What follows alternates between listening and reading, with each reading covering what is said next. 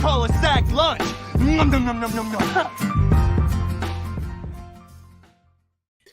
Good morning, Sac City. Welcome into another edition of the Fantasy Drive presented by the Sac City Podcast. How do you forget the name of your own show? I didn't know if because so I'm still getting used to this whole Monday Night Football recap and then doing the Fantasy Drive. So like I'm in Monday Night Football recap mode, and I'm like, oh, this is the Sac City Podcast. This is just our normal show. But really, it's the Fantasy Drive presented by the Sac City Podcast. I'm your host, the one and only Vinny Milani, joined as always by my best friend, Aaron Mukes. It is a beautiful September 27th morning here in the city.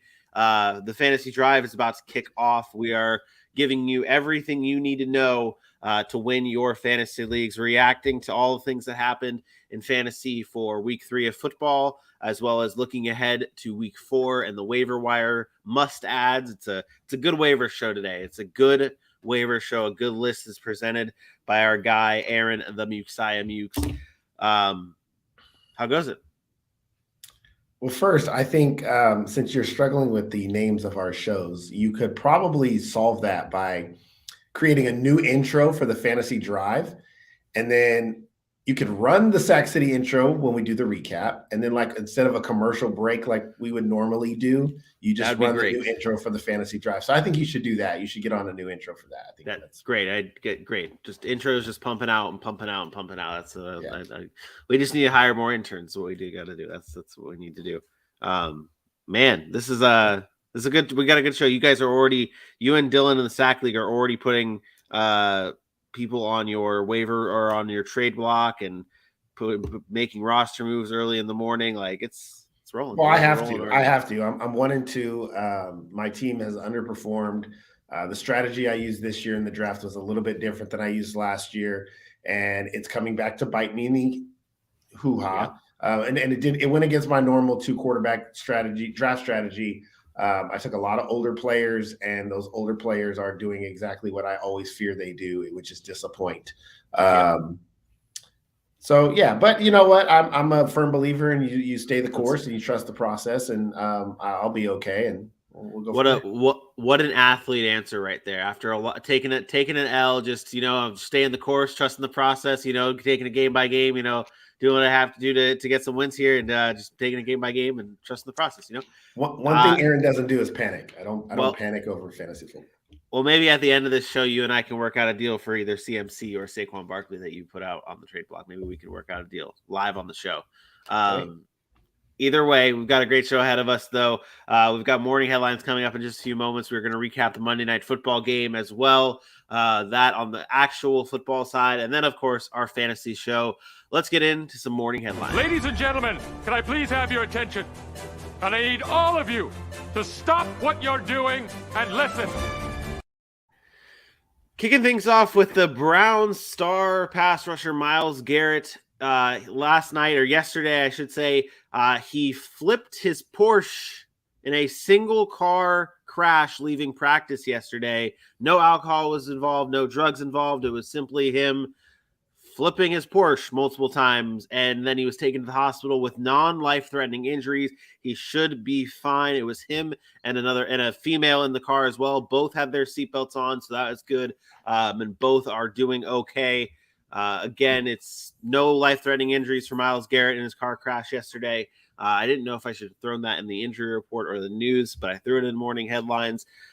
In other news, the Tampa Bay Buccaneers and the NFL are making plans ahead of Hurricane Ian that's about to hit South Florida and really all of Florida, and even you in Georgia, you'll be getting a little bit of the after effects of it or the aftermath of it. But as they prepare for Hurricane Ian, the Bucs have planned to move their practices to Miami for the time being, where the hurricane isn't going to be as bad. It seems like it's just missing that southern half of that of the state of Florida.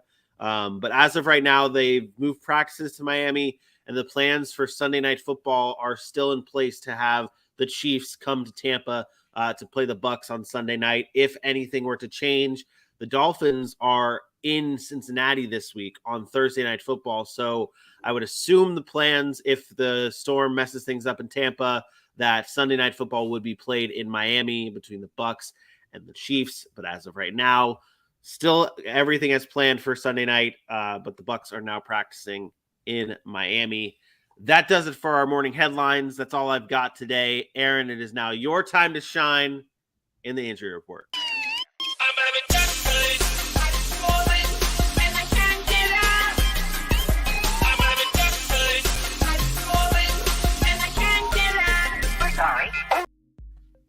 That's right. It's our injury report on this beautiful Tuesday morning.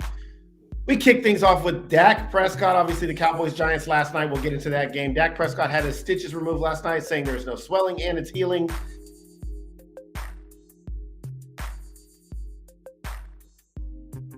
And if I'm the Dallas Cowboys, I don't know why I would return in week 5. I'd probably let him get an extra week's of rest, but he can return in week 5. There is a possibility of that. Trent Williams has a high ankle sprain, but won't require surgery for the 49ers. We mentioned that injury on Sunday Night Football. He's expected to miss 4 to 6 weeks at minimum. Tua dealing with ankle and back issues. There's still no word about this concussion issue. I don't know whether this is just a long game. We're going to continue to ride this narrative out that there was no head injury, or it was actually no head injury. I don't know. So, but it's ankle and back injuries, and Tua plays Thursday night, so we'll see if he's going to be able to get out there for that. Deandre Swift is now considered week to week with a shoulder injury. Dan Campbell came out and said maybe we just let him rest for a couple of weeks before they head into the bye. That gives them a full 3 weeks of rest, and then he can come back after the bye healthy. So we'll keep an eye on that, but I do expect DeAndre Swift to miss some time. And then Mac Jones has a severe ankle sprain that would require surgery in most cases, but they said Mac Jones is a tough son of a, and probably is not going to have surgery, but he is expected to miss some time. Are we just desperate to say Mac Jones is like something special? Like, yes. I feel like with every bit of report that comes out of New England, it's like there's always a note to try and pump his tires. Like there's always a note to try and make him seem like he's a special type of person. Like it just seems forced at times. I don't know. Maybe that's just me, but that's just you're right. What it seems like you're right. He's no different than any other guy that's out there with the ankle sprain that's playing football that chooses to fight through it or not get surgery or something like that. So yeah. Literally another person in this injury report has a high ankle sprain that's not going to require surgery, but most cases probably would require surgery, and he's dealing with it. But there was no saying, oh, Trent Williams he's a fighter. He's going to be able to. No, it's just dude's going to do what he does. Do it. He's going to miss time. Yeah, exactly. That's all you needed to say. That's all it was. That does it, though, for our morning headlines and our injury report. Last night, we did have some type of football that was played between the New York Giants and the Dallas Cowboys. The Cowboys were able to pull off the win against the Giants 23-16 in this game.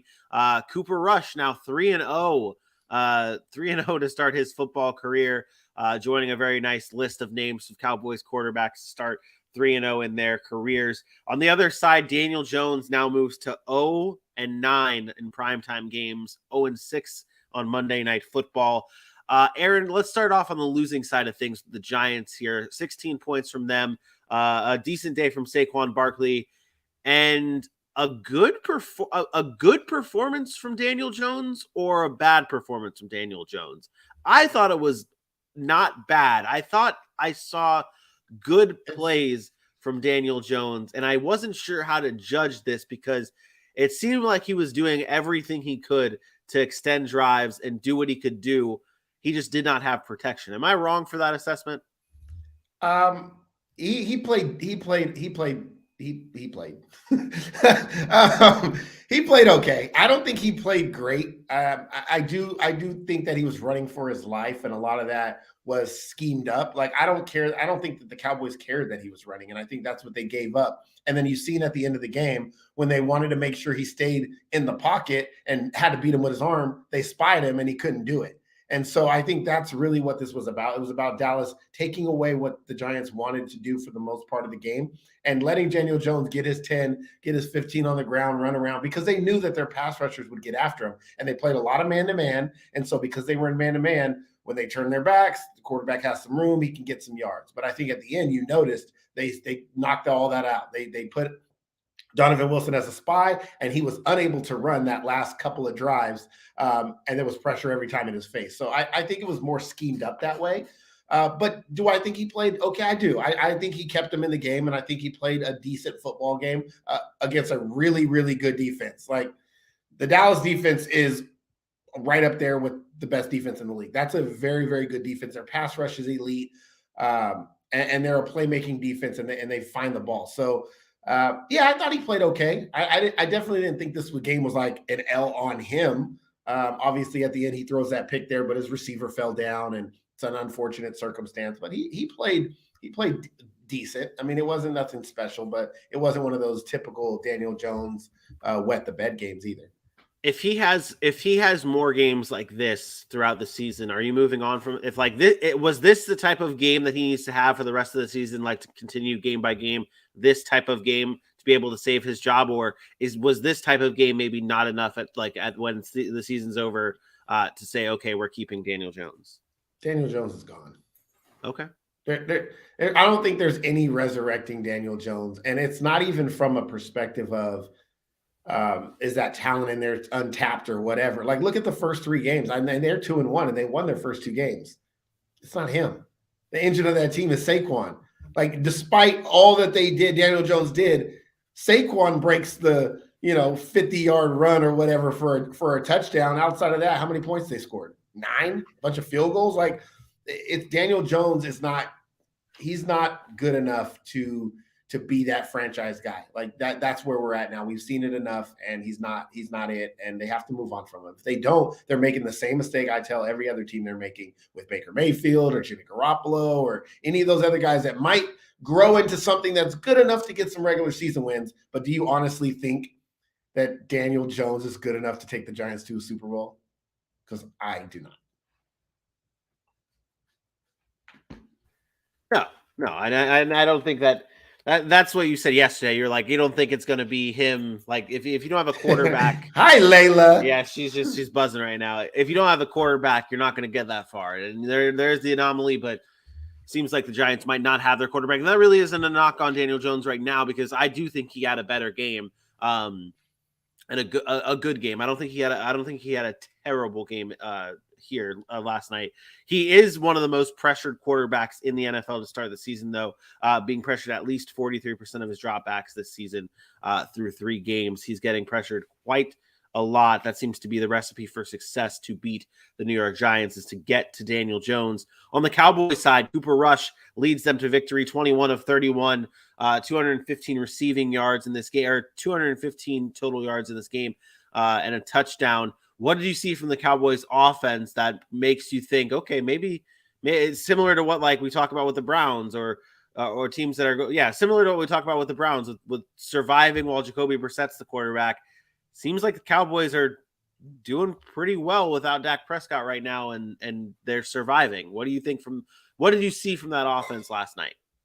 Well, they got back to the running game, and they were physical in the running game. And we talked about what these teams, especially the Dallas Cowboys, what they're built on. Even with Dak Prescott, they are a run-first football team. They got Tony Pollard involved. They got Zeke involved. They ran the ball 30 times. To me, that is what you need to do if you're the Dallas Cowboys. You don't need to air it out. It doesn't have to change with Dak Prescott coming back. Like, you can still run the football. And what that does is it makes Dak more efficient. Dak is going to create bigger plays than Cooper Rush because of the talent. But you don't have to say, oh, because of the talent, I need to spread it out and throw it around the yard 40 times just because it's Dak Prescott and we're paying him $40 million. No, he's going to be a little bit more efficient. So instead of maybe Cooper Rush is throwing it 30 times, only getting 215 yards and a touchdown, Dak Prescott throws it 30 times, you might get 280 and 2 touchdowns. And that's the difference in their offense is when Dak Prescott's in there, he's a little bit more dynamic. So he's going to be able to be more efficient. Run the ball. I think they have something good when they run Tony Pollard and Ezekiel Elliott the way they ran him last night. Everybody goes crazy because I always say Tony Pollard's not it or he's not the starter. Tony Pollard is not an every down, carry your team running back. So when everybody talks about moving on from Zeke, that's my problem. They work hand in hand because Zeke is every time Zeke touches the ball, the pile is going forward.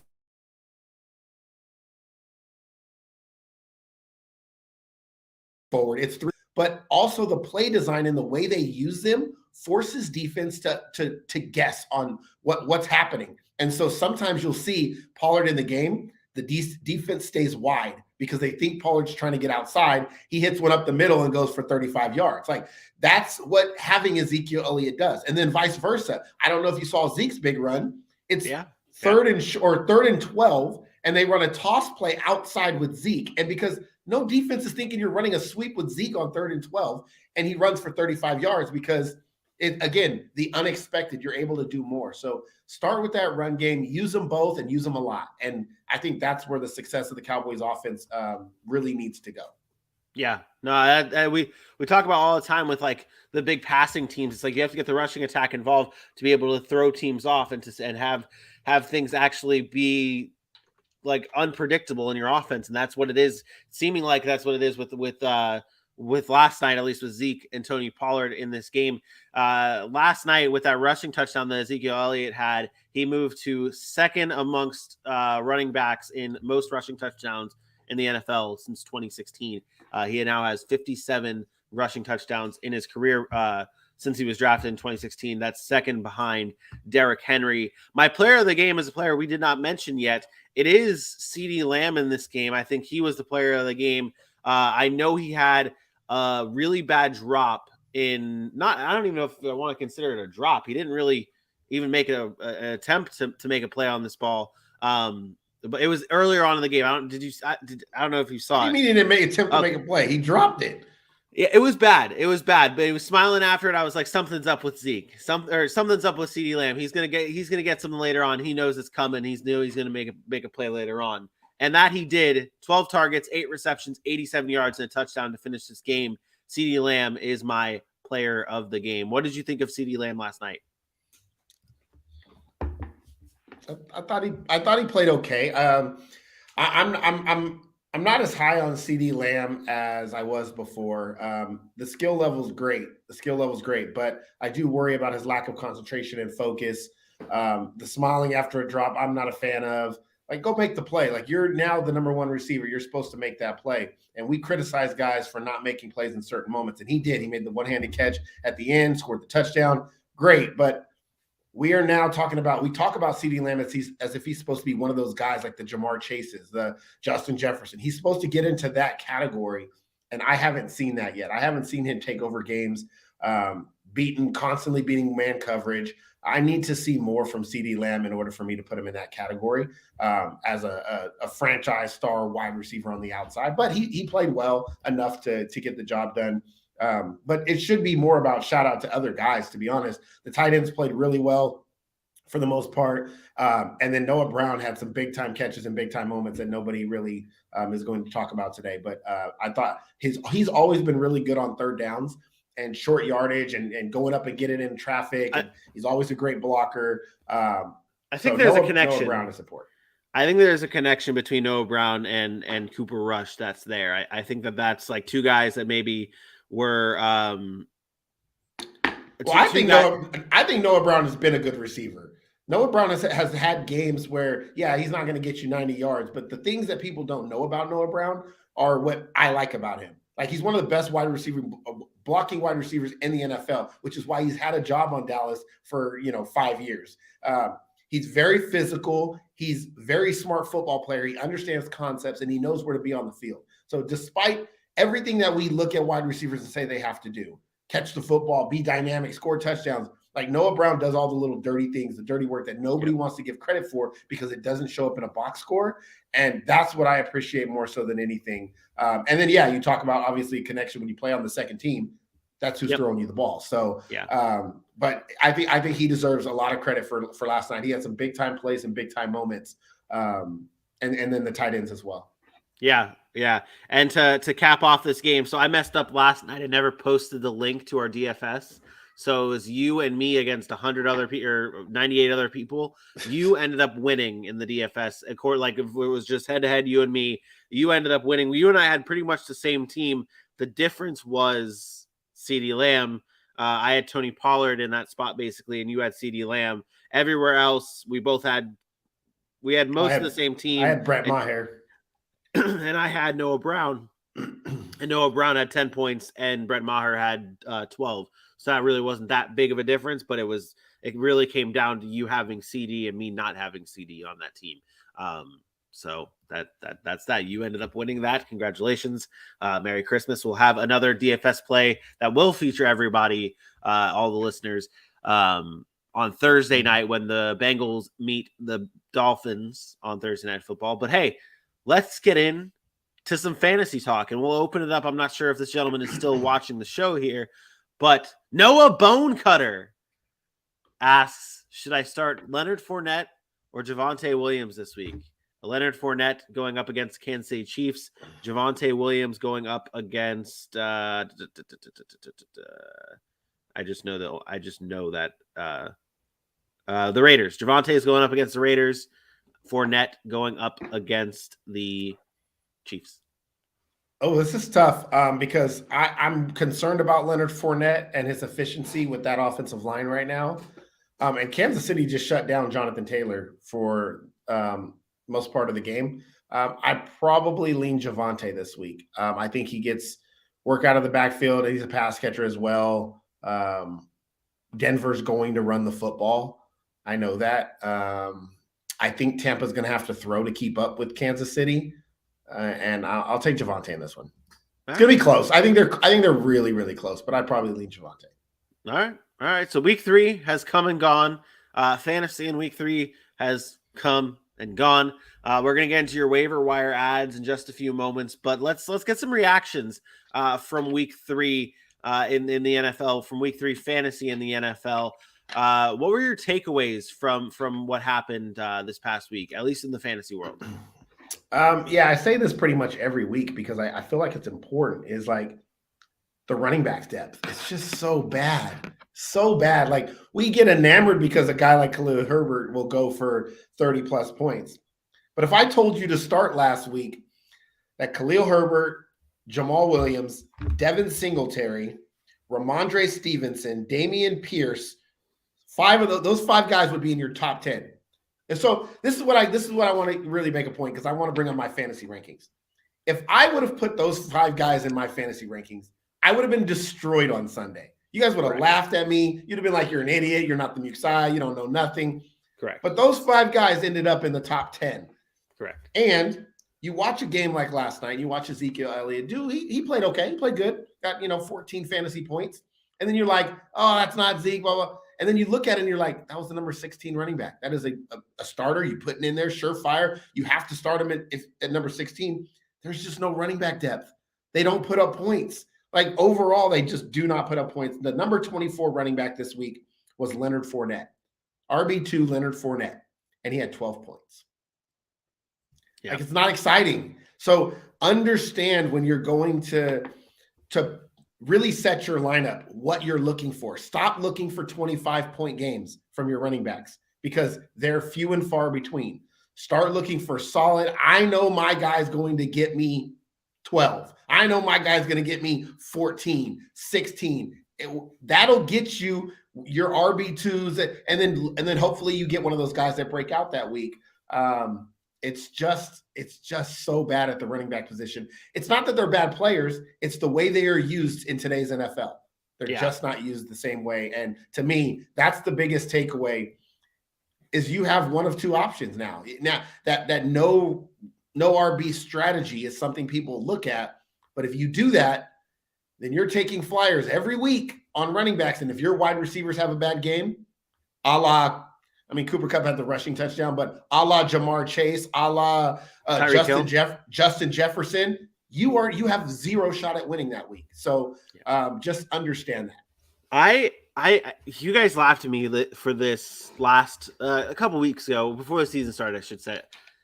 You guys laughed at me about this. One of my things I'm taking into drafts and noting, and I did it in some leagues and I didn't do it in some leagues because I was still stuck in my ways. But there seems to be a trend between last season and this season with my losing teams. I'm 0-3 in an important league with my brother and my dad at ESPN.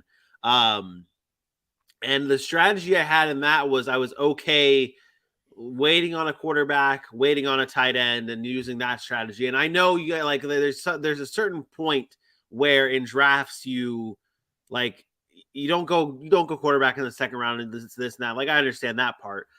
But it seems like the leagues that I drafted highly on a quarterback and a tight end, I'm doing much better in than the leagues that I drafted a quarterback and a tight end later. Like my league with I have Kyler and I have Pat Freiermuth. And Kyler's not a late quarterback, and not by any means. Like, I drafted him in the middle, somewhere in the middle.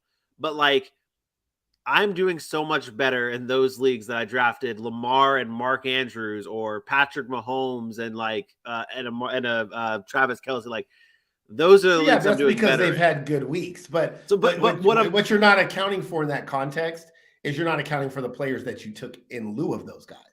So you're not accounting because the team you just read off to me earlier, we were talking about it, you took Alvin Kamara. Well, yeah, you're going to be losing if you took Alvin Kamara. It's not Kyler Murray that's losing you games. Yeah. Because he's averaging 20-plus fantasy points a week. Yeah. And to be fair, Patrick Mahomes also has been struggling in fantasy this year as well. So, like, that's been a thing. So if I would have not struggling as in like he's been bad, but he's not had one bad week. He's not been giving you like the blow up games like we're used to seeing. Patrick Mahomes, let me see what he had this past few weeks. Yeah, 18 points this past week and then 17 points last week. So he's had one good week.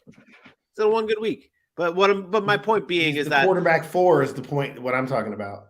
My point being is that what I'm learning in my takeaways so far from week 3 and earlier on too is that stop overthinking things. If you have a strategy, go with your strategy. Go with what you want to go with. Stop trying to outsmart the system. Is what my point is.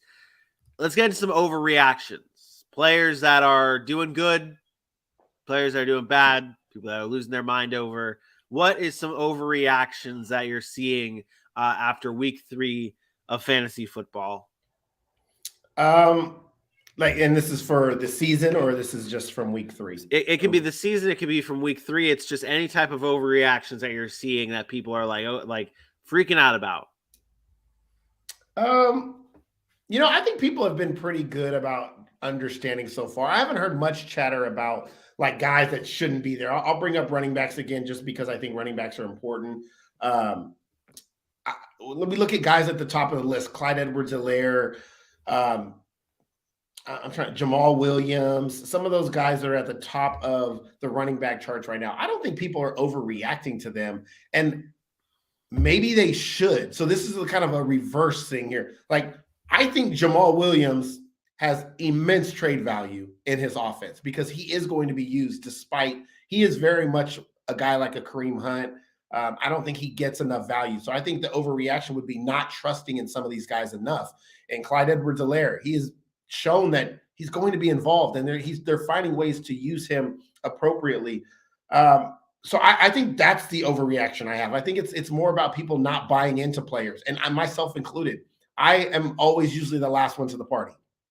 I'll be honest. Guys that don't have a resume, I am reluctant to trust them on a week-to-week basis. But from what I've seen from some of these players, from a Clyde, from a Jamal Williams, like, yeah, those guys should have been drafted and should have been picked up early, and they should be used because they are going to be used in their offenses. The thing that's so hard is trying to understand what these coaches are really thinking.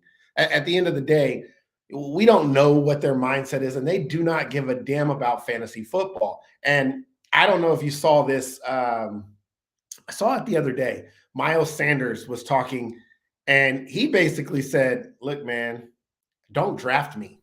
Like, don't draft me in fantasy football because I'm not it. Like, I'm not getting the carries the way our offense works. We do, like, don't draft me. You're going to end up being disappointed. Do not draft me. They don't care. Austin Eckler has a podcast show, and he talks about he likes fantasy football. But at the end of the day, they don't care whether your fantasy team does good or bad. They are trying their best on the football field to do their best. But these coaches, these schemes, there's so much. So just trust what you're seeing with your eyes. Trust that Cam Akers now has seen the bulk of the carries in 2 weeks in a row. Trust that. Trust that James Robinson is the number 1 back in Jacksonville. Trust that. Trust that, Oh my God! See, that's why I can't talk to you about Jacksonville. You can't help yourself. No. I know, I Mark, was saying you're a big trust, but yeah, that's what I was you going got with. excited when I said James Robinson. Well, of course I did. Of course I got excited when you said James Robinson. He's my guy. He's my guy. He's my guy for the season. That's what it is. That's what it is. But I get what you're saying. Saying. So just trust your eyes. Trust what you're seeing. Yeah, not the over, like, it's not that you don't have to overthink it or trust what you're seeing, but trust what it is you're actually seeing, not the numbers. Trust the 15 carries. Trust the 20 total touches. If he has a bad game, he has a bad game. Everybody's going to have a bad game. Yeah, that's really – I don't think there's been too many players that people have overreacted about. I haven't seen many trades that have been stupid where Clyde Edwards-Helaire is going as the number one overall player or anything. But, I trust Saquon Barkley.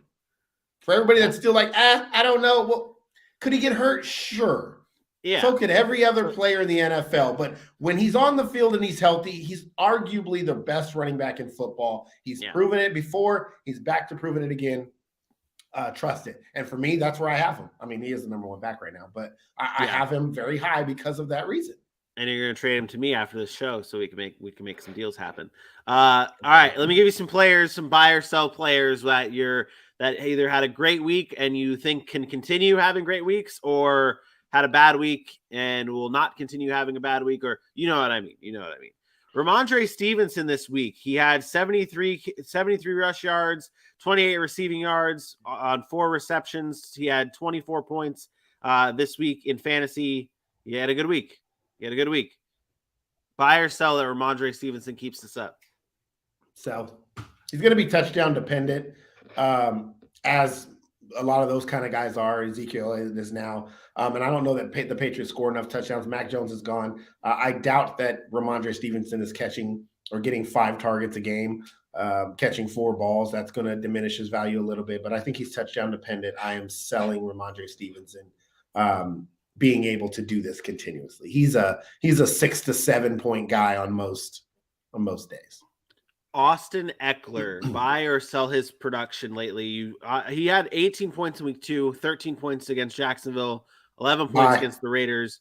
Buy. I think that's I don't care what. Austin Eckler's a buy no matter what.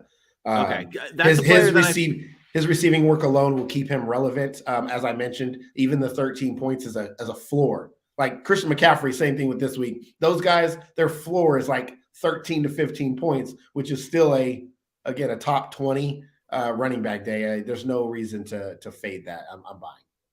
Yeah, that's one of the players that I've been seeing a little bit of an overreaction from. That I think that's a player that you just know, and you've seen it before, that's what he's just going to be able to do. People just think running backs are supposed to get 25 points a week, like that, and that even the top ones don't do that. They're going to have weeks where they're not doing that.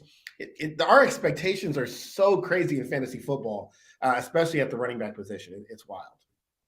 Devontae Parker. Am I buying or selling? If I have him, I hold him. I am not buying him, but I'm also not selling him. If that makes sense. It does. You don't know what you don't know what's coming from whatever changes come with Mac Jones' injury, and also it's been clear as day that he's been the guy on this offense to be trusted to make some big plays. So I think that's. I worry. I mean, okay, so there's 2 kind of thought process there for him. You could sell him after his big week if you think you can get the value. I don't think the value there is the returns there, but I also would not buy him because Jacoby Myers did not play. And I think he is a target monster there for them. And I think that had a lot to do with Devontae's production. So I'm probably just having to hold him and say, hey, hopefully Devontae breaks out and I can move on from him later and get a bigger return, or he pans out for me. I don't think the value's quite there yet for him. He needs another big week or 2 before you can sell him for what you want. Mike Williams. 3 points week 1, 25 in week 2. And then 8 in week 3 against Jacksonville. This is I feel like this is what Mike Williams. Yeah, I feel like Williams. This is it. So Mike Williams, if you were a fan of Mike Williams, you're buying. If you hate Mike Williams, you're selling. But that's what you're going to get because Mike Williams is going to do that all year long. It's not going to change. All right. Well, that does it for our buy or sell. That does it for our overreactions. Let's get down to business here. Let's get down to business. Your week 4 waiver wire must adds. Who you got coming in at number 5? I like how you say must adds. Number 5 is not a must add. Number 5 is I don't know where this player is at right now, and that's Hunter Renfro. So it's Mac Hollins, the Raiders wide receiver. He had a big day on Sunday. The Raiders have thrown the ball a lot this year. Obviously, the attention that Devontae Adams gets, the attention that Darren Waller gets is a big thing. I'm not sure what's going on with the Hunter Renfro situation. I know he was concussed and all that stuff, but I think Mac Hollins, if he is able to get on the field,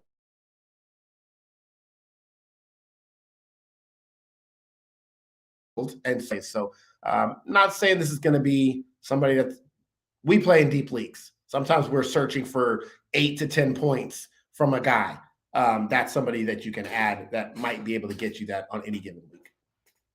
So Mac Hollins, your shot pickup, like one of your shot pickups that he could end up being a guy that you're going to be able to have on your team and do some good stuff, or he could just fall back when Hunter Renfro comes back. And I think he can make big plays. I think that's what they need in Vegas right now, is someone who can help make big plays. But they also need to give the ball more to Josh Jacobs, if I'm being honest. I agree with you. But when Hunter Renfro misses time, there's got to be somebody else that steps up, right? And I get it. This is not probably a long-term play or anything like that. And I do think that it is a shot in the dark, if you want to say that. But yeah, he plays a lot.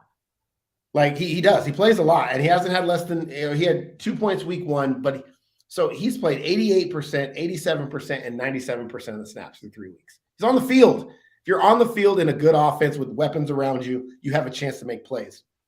Right now he's averaging 16 points? No, sorry. 12. Math. 14 points, about 14 points a game. That's usable somewhere, especially if you're in a deeper league. So the context of your league matters. If you are in a deep league and you're looking for points, Mac Hollins could be a play. Yep, I agree. Number 4, who you got? Number 4, it's your boy, Zay Jones. I actually have him on a lot of teams. I've been a fan. I thought that Jacksonville would throw the ball a lot more this year just because of the offense and Doug Peterson. And so far through 3 weeks, he's very similar to the Mac Hollins. He's had a decent week, a not so good week, and then a great week. And but I really liked the target volume he's getting. He's got 24 targets through 3 weeks. That's, if you give me Zay Jones getting 8 targets a game, that's going to be pretty productive from a fantasy standpoint on a guy that was undrafted, a guy that's sitting on your waiver wire, barely owned in 14% of leagues. And Trevor Lawrence is looking to be more developed in 2022 than he was in 2021. And Zay Jones has shown explosiveness throughout his career. Despite what people may think about him, he does have that explosiveness.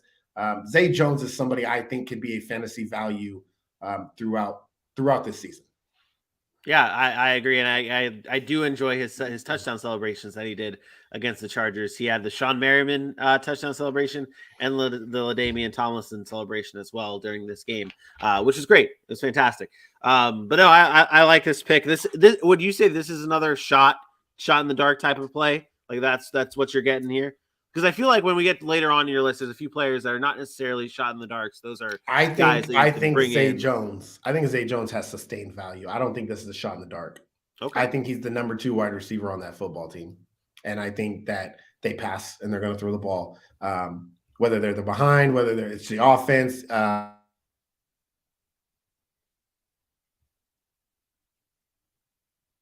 Especially when bye weeks come and you got your stars on bye weeks and you need somebody. He might just be a bench player that you throw in there certain weeks, but I definitely think he should be on rosters. Yep, I agree. No, I'm on. He's on your roster. I know you drafted Yes. Zay Jones. Yes, I think, and I should be playing him because my wide receivers are straight boo-boo right now when it comes down to old ass Allen Robinson, sorry ass Adam Thielen, Jarvis Landry's old ass. Hey, let's make a deal. Let's make a deal. Yeah. I got some wide receivers for you. Let's make a deal. Do all right. you though? Do you really? I don't have any. I don't have any. Or is your team fool's gold so far? So far, they have been fool's gold, but I'm riding. I was 0-4 to start last season. I'm just happy not to start 0-4. Yeah, you have to. Hey, you have to. I'm just happy. I'm riding this wave. Okay, I'm riding this wave until I come crashing down. Number 3 on your list. Who you got? Yeah, I forgot. No, number 3 on my list is Samaje Perine. This is more of a precaution. I don't think he has much value if Joe Mixon plays. If Joe Mixon is healthy, he's more of a handcuff. But if he's playing and he's in the game, Samaje Perine is somebody that I like. He's going to get most of the work when Joe Mixon's out. He also does things in the passing game. He's been a factor before. It's not the first time that he's had to come in and fill in for Joe Mixon or for a backfield. So I think him being in that backfield, we obviously know how I feel about running backs. I think they're important. Go look at the waiver wire and try to find yourself a running back if one of your guys gets hurt, or a backup if one of your guys is not playing well, you need to fill in. They're not there. You're really throwing darts, and I think this is the dart you can throw and hope that or if Joe Mixon doesn't play, this is the guy that's going to get the work. And he'll still see the field if Joe Mixon's on the field. Obviously, he's not going to get the touches, but you never know.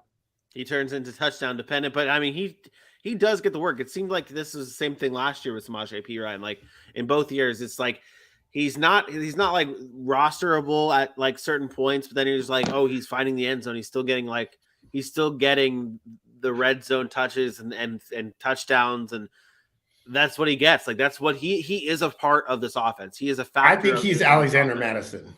I agree. I have no problem with that. No problem at all. To me. Yeah. I've always liked Samaje Perine. I've always had a soft spot in my heart for him because I think he's always involved in some way, shape, or form. He is involved in this Bengals offense, and I am all aboard that addition. Number 2, who you got? Yeah, number 2. Again, this is more towards you, I guess. Romeo Doubs. So with Sammy Watkins on IR, Dobbs is going to have to play a lot more. And you know what's really sad is for Christian Watson is you could ruin your opportunity to be a big time player in this league because you're hurt, and it sucks, but it's life. This I believe should be Christian Watson's role, but Romeo Doubs, I can say his name right, has taken advantage of his opportunity both in preseason and now in the regular season.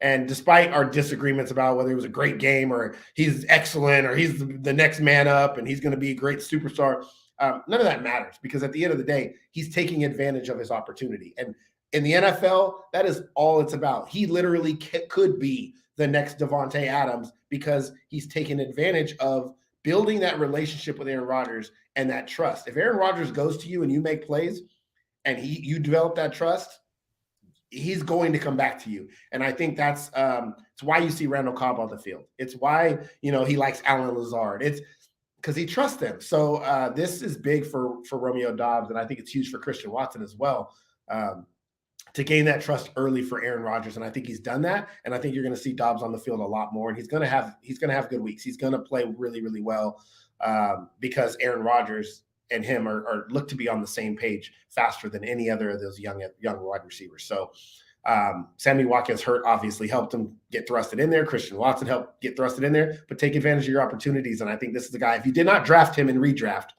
I don't know. I think he should have been drafted in redraft, but just because of the uncertainty around the position and the preseason. Yeah. But if there was no drafting him in redraft and he's out there on your waiver wire, put in a claim tonight, I'll be honest, I'm using a heavy fab budget on him if you have it, and get him on your team because I think he has a role for the rest of the season. Yeah, no, you said it. You started off talking about how high I was on him before, and you mentioned it. It's if you get into a rhythm with Aaron Rodgers and he can trust you in 8 targets, 8 receptions. That's you. Like the stat may not be huge of only 8 receptions, but the fact that it was 8 targets, 8 receptions, consistency, trusting in a rookie 8 targets is great. 8 targets is great. I think he is going to be, I said at the beginning of the season, I think he's going to end up being the number 1 receiver on this team. Although we have talked about Aaron Jones possibly being the number 1 pass catcher on this team. Yeah, they're not using him, Aaron Jones, like I thought they would. So they must have some sort of trust in the receivers, because Aaron Jones has not been used in the pass game like I thought he would. He's still used, but not the way I anticipated. But I want to say one more thing about Romeo Doubs. If you have him in Dynasty, let him have a couple more games and then trade him. I firmly believe that. There is no answer after Aaron Rodgers leaves. And Aaron Rodgers is not going to play more than 1, maybe 2 seasons. Use the inflated Romeo Doubs value this year, or you keep him for this year and then you move him in the offseason.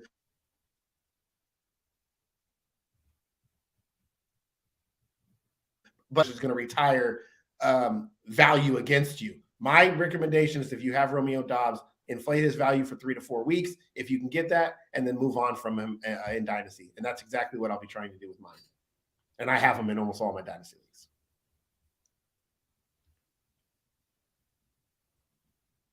What?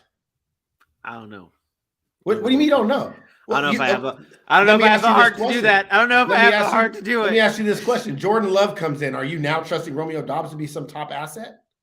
No, maybe not top asset. I do think he has the talent to be a top guy no matter what quarterback he has. I think that's what it is. I know we haven't seen it, but we haven't seen him be it with a non-top guy. But I'd be tempted to say, let me see it first before then you lose all your value. Then it'd be too late. I get it. If somebody said right now, if you were like in Dynasty, you could trade Romeo Doubs for, I'm trying to think of somebody that's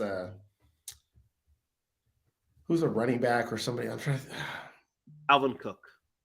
No, come on, man, that's just stupid. Nobody's gonna trade Dalvin Cook for Romeo Doubs. Let me. James Robinson. No, we're going to do this. We're going to do this my way. Okay. We're doing this your way here. Yeah. All right. Yeah, we're going to do this my way. All right. Somebody said right now, Romeo Doubs for Romeo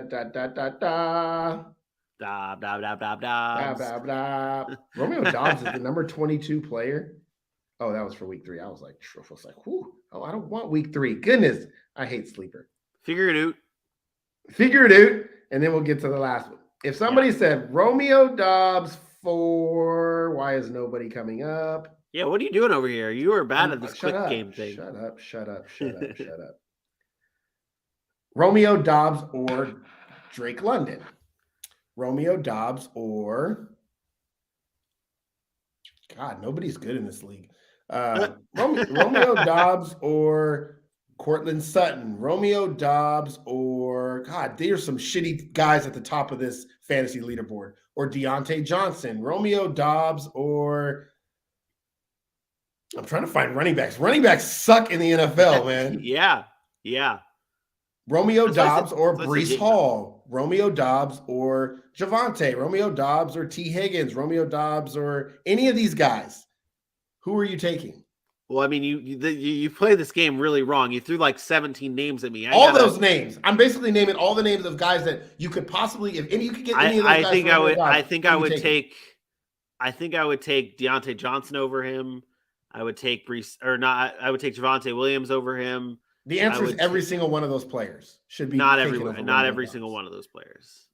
I don't know. I'd have a hard time with.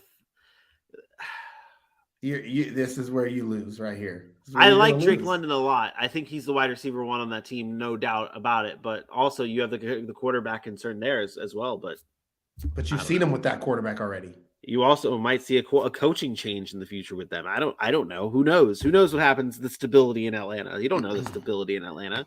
I think you're highly overreacting to Romeo Doubs.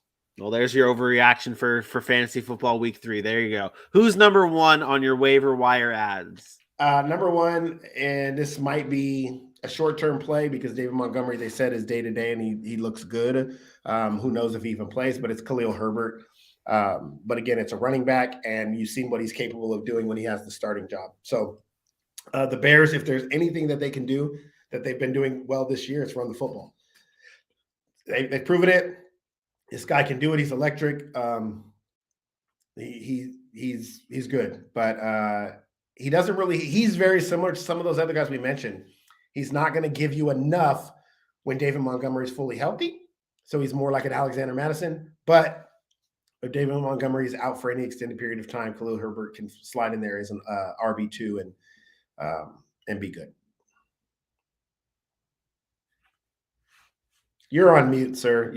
This is why you are fired. Honestly, I've been trying to be so cognizant of my clicking of my mouse because our beautiful audio engineer AJ Johnson has notified me that I click a lot, so I'm trying not to click. So I'm muting myself on frequent. What are you clicking on? Why don't you just get with it? Buddy, you have no idea what goes on behind the scenes of my computer. Like I am doing. Yeah, I don't understand. I don't understand why you're doing those things. It's just movements, lots of movements. Why can't you just wait until after the show?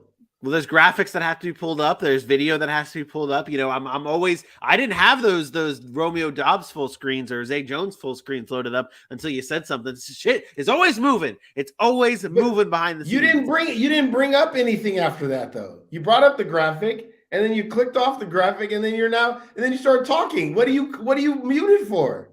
Well, I always like to mute myself now. It's just a habit now. Get a quiet mic or get a quiet clicker. I can't. I have a mouse too, and mine doesn't click. Yeah, I click. I'm a clicker. I'm a big clicker. That's what I do. You leave, you freeze, you do all that stuff. I click. That's what we do on the show. Terrible audio for AJ Johnson to edit. Who cares? We aren't an audio show. Oh, you're the worst. You're the worst. All right, so there's your waiver wire ads for week 3. Mac Hollins, Zay Jones, Samaje Perine, Romeo Dobbs, a.k.a. Romeo Dobbs, and number 1, Khalil Herbert. Get your waiver claims in now. Get your guys. Go out and win you a fantasy championship and say the Sack City did it for you. They helped you because that's what we want to hear. That is what we want to hear. We'll be back again for another fantasy show live at 11 a.m. Eastern time on Sunday. We do pigskins and pancakes. You start your morning off right. That Sunday show might be different. We'll talk about it. Sunday. I'll be at the Falcons game this week, I think. We'll pre-record. Sunday, maybe not so live at 11 a.m. Eastern time on YouTube. We'll be back again tomorrow for our power rankings show, which has been highly anticipated after talking about the stock report yesterday. It's lots of changes coming in to the week 4 power rankings here at the Sack City Podcast. That's live at 10 a.m. Eastern time right here on YouTube, as well as a preview of Thursday Night Football between the Miami Dolphins and the Cincinnati Bengals. But until then, for my best friend Aaron Mukes, I am me. We will see you tomorrow. Peace out.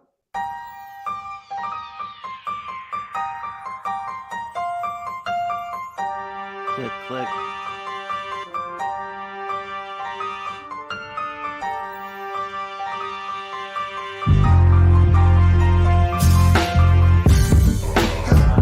We are a much better team than we came up and represented ourselves.